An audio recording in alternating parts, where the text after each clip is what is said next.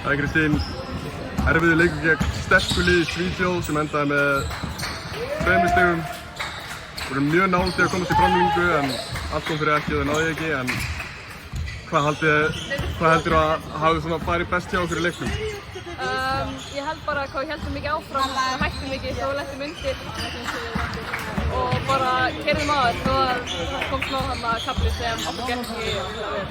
Hvernig finnst þið hópurinn sem að mætti með ykkur hérna út, íslenski? Mér finnst við erum mjög svona nánar, ógeðslega góða vinkonur alltaf bara og sérstaklega sést inn á vellinum hvað við erum bara höldum áfram og hættum ekki þegar við fáum eitthvað smá svona ódæti. Já, sko. Hvernig líst ykkur á Kisa Kalíó? Bara mjög vel, þetta er mjög næs staður. Góð æfingaðastaða og svona? Já, góð matur líka. Já, virkilega góð matur. Herru, takk fyrir þetta Kristín. Takk.